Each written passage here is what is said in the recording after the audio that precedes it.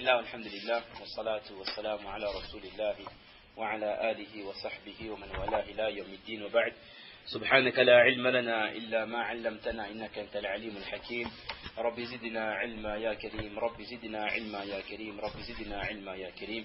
Rabbi shrah li sadri wa yassir li amri wahlul 'uqdatan min lisani yafqahu qawli. Les chers frères en islam, nous remercions Allah Azza wa Jal qui nous a donné la possibilité de jeûner donc ce mois de Ramadan 2010. Et c'est dramatique, ça fait presque peur. C'est comme si qu'il y a une semaine qu'on se réunissait après la Salat al-Maghrib, après la Salat al-Isha plutôt, et on faisait le rappel que dans 2 jours le Ramadan va commencer. On donnait les consignes, on rappelait quelle est l'importance de ce mois, comment le musulman doit se tenir durant ce mois de Ramadan, quel est le musulman qui a réussi le mois de Ramadan, quel est le musulman qui n'a fait que passer durant ce mois de Ramadan, qui a fait comme tout le monde et qui en ressort sans réel acquis.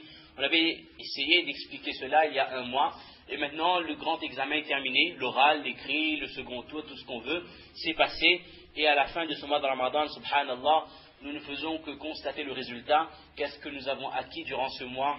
Est-ce que nous avons respecté ce qu'Allah Azza wa Jal nous avait demandé? Est-ce qu'on s'est éloigné des choses qu'Allah Ta'ala nous avait demandé de rester éloigné? Est-ce que après ce Ramadan, j'ai encore l'âme, le ruh du Ramadan en moi? Est-ce que j'ai encore cette flamme qui anime ma foi? Est-ce que j'ai encore cette force, bi'idhnillah, qui me permet de venir à ma salat?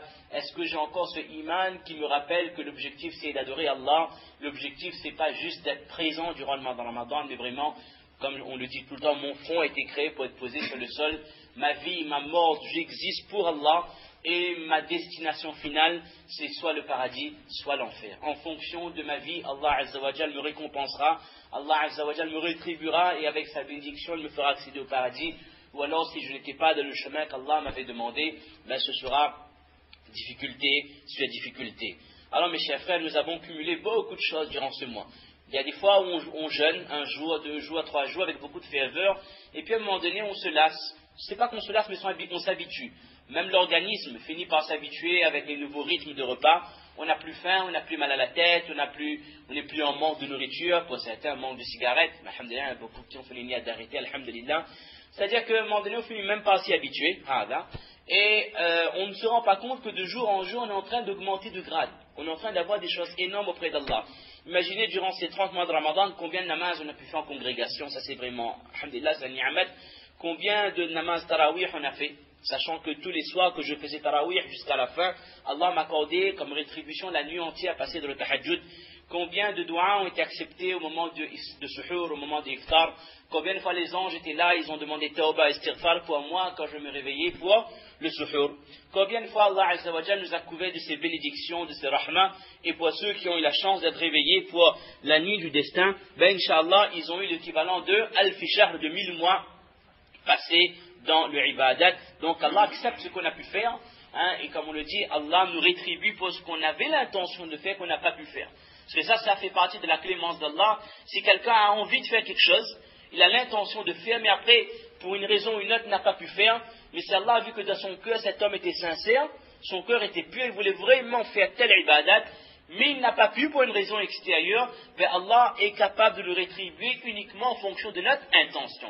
Et ça, on ne le retrouvera avec aucun être humain, aucune créature. Ça, c'est la relation qui est spécifique entre Allah Azza wa Jal et les musulmans et ses serviteurs. Allah nous juge en fonction de ce qu'il y a dans notre cœur.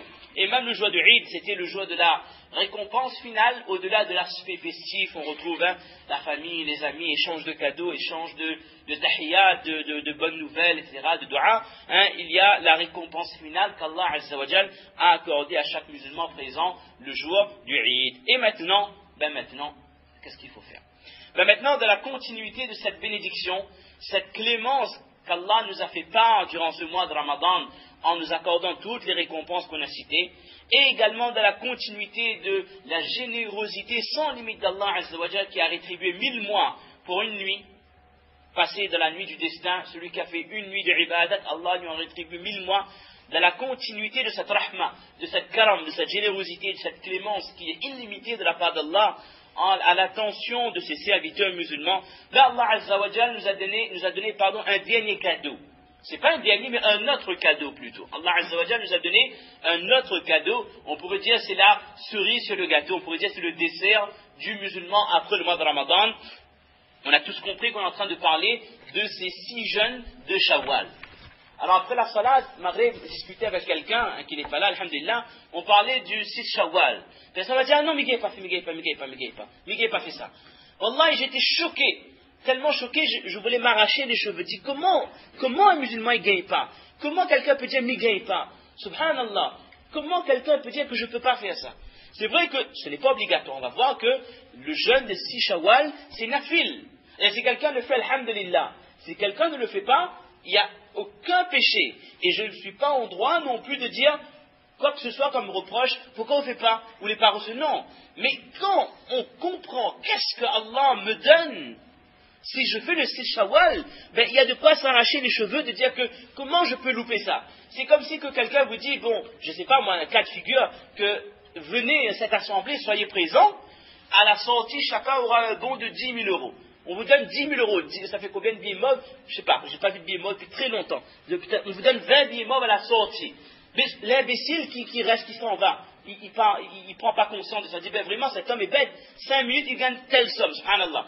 Ça, quelqu'un va rester parce qu'il y a peine est forgé là-dessus.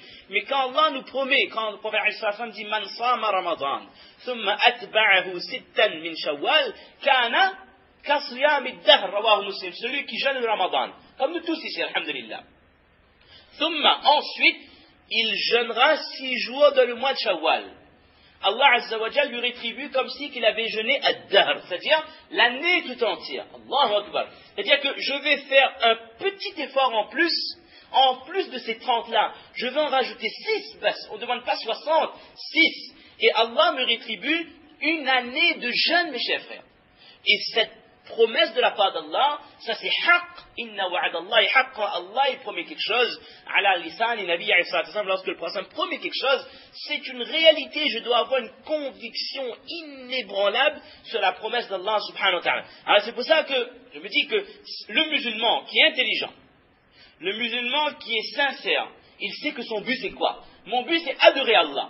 Mon but, c'est pas faire comme tout le monde, que tout le monde est là dans la Ramazan, nous vient, nous fait namaz, nous mange, nous casse carême, nous est content, nous boit l'ouza, nous mange chorbi, il faut nous savoir. Non, c'est pas ça le but. Mon but, c'est adorer Allah jusqu'à la mort, pour que quand je retourne auprès d'Allah, là-haut, Allah est content. C'est ça l'objectif. Je suis créé pour ça. C'est tout, rien d'autre. Et le musulman qui a de son cœur muraqabatullah, ça c'est le sifat du musulman. Muraqabatullah, on a déjà expliqué ce terme qui est très important, je pense à Allah tout le temps. Il n'y a pas besoin d'avoir un tasbih dans la main ou de lire le Coran pour penser à Allah. C'est-à-dire, j'ai la pensée d'Allah dans mon cœur. Il n'y a pas un moment où mon esprit s'évade tellement que j'oublie complètement que je suis lié à Allah par le culte, par le ibadat. Il n'y a que dans tous les moments de ma vie, j'ai la pensée d'Allah dans mon cœur. Je veux faire une bonne action, je me dis, ah oui, Allah va me donner telle chose. Je n'ai pas envie de me lever Fajr dimanche, je dis non, c'est une obligation, je pense à Allah. J'ai envie de faire un péché, je me dis que non, Allah me voit, je ne peux pas le faire. C'est-à-dire que le musulman, il pense à Allah en permanence. Et ça, c'est une qualité du musulman. Quand ils pensent à Allah, leur cœur tremble. Les mufassirs disent que s'ils vont faire un péché, on dit ittaqillah, ils s'arrêtent immédiatement. Ils craignent Allah. S'il ne veut pas faire quelque chose, il craint Allah. Et la personne le fait. Sahaba, avant de voyager, ils vont voir le prophète, dire au prophète d'Allah, donnez-nous des conseils avant le voyage. Les voyages d'avant, ce n'était pas comme maintenant. Ça dure très longtemps. Il dit, donne-nous des nasihat pour qu'on garde ça à l'esprit. Le prophète me disait une phrase. Ittaqillah. Le prophète ne faisait pas de bayan comme nous. Nous, on a besoin parce qu'on est faible. On a besoin de rappel lundi, mardi, mercredi. Mais le prophète me disait une phrase, sahaba, ittaqillah. Et la crainte d'Allah dans ton cœur, les Sahaba, ils écoutent ça, ils se mettent à pleurer tout de suite. C'est vrai que le niveau de la parole, par exemple, c'est autre chose. C'est pas comme nous quand on parle. Mais le niveau de récepteur aussi, les capteurs aussi, c'est autre chose. Quand ils captent, ils comprennent le sens de craindre Allah, ils ont tout compris de la religion. Ça, c'était qualité Sahaba. Et ce musulman qui a la qualité de ihtisab, il a l'espoir qu'Allah va le rétribuer. Un musulman comme ça, il ne peut pas ne pas jeûner les 6 Shawwal. Alors, avant d'entrer dans l'explication, pourquoi 4 bonnes raisons pour jeûner Shawwal. Déjà, comment il faut faire Shawwal? Imam Nawawi rahimahullah dit que l'idéal, c'est de jeûner les 6 Shawwal immédiatement, mutataliya ba'da Ramadan, de les jeûner de manière consécutive après le mois de Ramadan. Alors il y a 2 cas de figure. 2 cas de figure, soit dès que le Eid est fini, c'est-à-dire le Eid était le vendredi, la personne commence à jeûner samedi. Et là il fait samedi, dimanche, lundi, mardi, mercredi, jeudi. Et puis c'est fini. Il fait les 6 Et c'est dans la poche, in the pocket, Inch'Allah. L'autre cas de figure, la personne attend 2 jours, 3 jours, comme moi, elle va encore gâteau dans le frigidaire, ou pas gâter, la crème et tout, ben nous mange, nous gaspille pas, et on commence Shawwal dimanche. On va dire, il a besoin de refaire un peu le corps, besoin de faire sortir un petit coup, la famille, week-end. On prend dans 2, 3 jours, 4 jours, ça aussi c'est possible. C'est pas obligé que ce soit collé avec le Eid, mon lazim, c'est pas obligé. L'autre cas de figure, c'est quoi? C'est je peux les jeûner 6 d'un coup, peut-être à consécutif. Ou alors je peux fractionner, ça aussi c'est possible. Je fais 2 jeûnes la première semaine, 2 jeûnes la deuxième, 2 jeûnes troisième, et 2 jeûnes la quatrième, ça nous fait 4 fois 2, 8, non. C'est-à-dire, il y a 2 en plus là. C'est-à-dire, vous fractionnez. L'idéal, par exemple, quelqu'un peut jeûner tous les lundis, jeudis, sachant que c'est déjà sunnah. Le plus important, c'est de jeûner 6 rosas, 6 carêmes durant le mois de Shawwal. Mais en finalité, les ulama disent, et je supporte cet avis à 100%, le meilleur, c'est d'éviter les tentations de shaitan. Que shaitan, il va faire le maximum pour que le musulman n'arrive pas à jeûner 6 Shawwal. Il va dire, attends un petit peu, il ne faut pas faire volume sur ton corps, il faut aller doucement, doucement, mollo, donc attends un petit peu, pause 2, 3 jours, 4 jours, et ainsi de suite, par expérience. Même j'ai déjà vu qu'à force de repousser, à un moment donné, on se retrouve au pied du mur, on se retrouve au 24 Shawwal. Il reste 6 jours. Il est possible vous gagner le 6 Shawwal, possible trouver la nuit, vous gagnez 5, vous l'avez tout raté. Il peut se rendre compte, mais qu'est-ce que j'ai fait pendant 24 jours? J'ai dit demain. Et ça c'est grand travail shaitan, ça. Demain va faire. Comme demain va demander pardon à Allah. Il a fait un péché. Après, Aoularat Namaz, Kaza. Après, il va faire Kaza. Après, tu vas remplacer. Ça c'est le grand travail de shaitan. Il vous donne espoir sur le temps. Il vous fait croire que tu as du temps. Mais là, Wallah, personne n'a du temps. Qui peut dire que j'ai du temps, subhanallah? Mufti Sab nous a quittés à l'âge de 36 ans. On aurait pu dire qu'il a le temps, l'espérance de vie